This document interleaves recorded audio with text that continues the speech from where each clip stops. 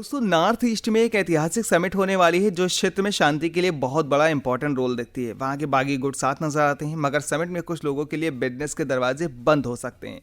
North east के सबसे बड़े लीडर की हत्या हो जाना और समिट का डिरेल कर दिया गया, सच में कमाल की बातें हो जाती हैं, जिसके बारे में आज हम बात कर रहे हैं। क्योंकि बिजनेस करने वालों की कोशिश होती है समिट अब कभी हो ही नहीं रही।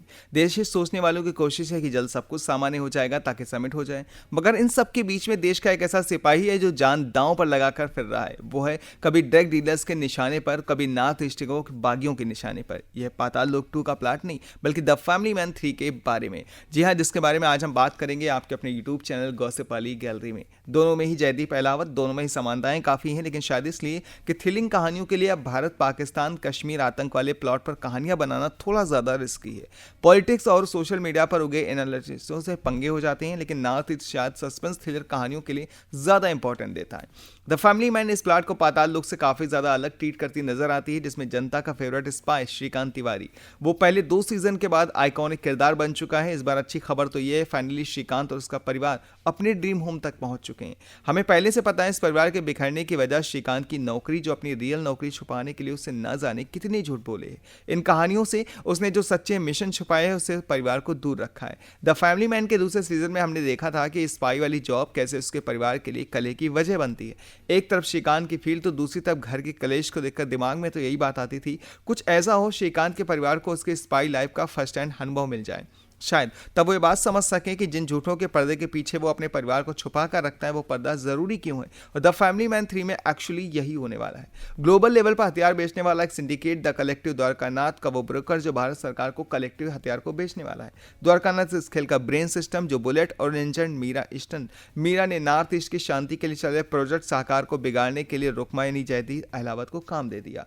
वैसे द फैमिली मैन शो का मुद्दा सिर्फ इतना है कि बच्चों या बीवी की उम्मीदों पर हमेशा कम पड़ता है। एक आम मिडिल क्लास आदमी देश की सुरक्षा के लिए रोज अपनी जान को दांव पर लगाता है। श्रीकांत ने इस सीजन में कई ऐसे किरदार मैंने देखे जो इमोशनल कनेक्शन की तलाश में नजर आते हैं। यहाँ तक कि कहानी का विलन रुकमा भी पहले 5 एपिसोड तक तो एक चीज कहानी को स्ट्रांग बनाती है, मगर 6ठे एपिसोड से कहानी थोड़ा वीक कर देती है। श्रीकांत को आखिरकार मिशन तो पूरा करना है, लेकिन रुकमा मीरा इस बार वापस लौटी एजेंट जोया, जबकि सबके किरदार का अचानक से इमोशनल कनेक्शन तलाशने वाली कहानी को स्लो करता है। वहीं तीसरे सीजन में द फैमिली मैन बोलता है दिखा कम रहा है, मतलब कहानी की सेटिंग 2 लोगों की बातों से पता चल रही है। कहीं 2 लोग टहल रहे हैं तो कहीं ड्रग डीलर और पॉलिटिक्स का बैकग्राउंड पर चल रहा है। शो में एक सॉलिड कैमियो है, मगर उसका स्ट्रक्चर भी ढीले तरीके से सेट, मगर बहुत पहले से पता चल जाता है कि कौन आने वाला है। तो जैसे काप यूनिवर्स की एक फिल्म एंड रणवीर सिंह ने चीख चीख के पहले ही अजय देवगन की एंट्री का अनाउंस किया था, उसी तरीके से बहुत से प्लॉट ट्विस्ट आपको पहले से देखने को लगते हैं। रुकमा की शादी के ठीक पहले उसकी गर्लफ्रेंड का मार दिया जाना, अचानक उसका बेटा रुकमा के साथ रहने की जिद करना,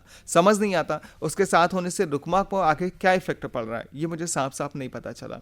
वैसे कुलदीप यूं मिलाकर कहेंगे कि कुल मिलाकर the family man 3x mix package है, जहां तक आपका इंगेज रखता है, एंटरटेन करता है। श्रीकांत की कहानी दिलचस्प मोड़ पर है। जयदीप की एक्टिंग पर कोई सवाल हो नहीं सकता, मगर राइटिंग में पिछले सीजन में समानता जैसी मजबूत रोल नहीं दिया। एक्टर्स वही है जो हमने पिछले सीजन में देखे थे, हमेशा की तरह सभी ने ईमानदारी और दमखम के साथ अपना काम किया। शो में अपने हिस्से की खामियां जरूर हैं, मगर उसे ओवरऑल एक्सपीरियंस के लिए बहुत ज्यादा वीक नहीं कहते। लेकिन आज की जानकारी उम्मीद है कि आप सभी को अच्छी लगी होगी। तो फैमिली मैन सीजन लवर के लिए जल्दी चाहूंगा कि वीडियो को लाइक कमेंट करने के साथ अपने सभी फैमिली मैन के लवर्स का जरूर शेयर करना बिल्कुल ना भूलिएगा, और हमारे चैनल को सब्सक्राइब करना भी।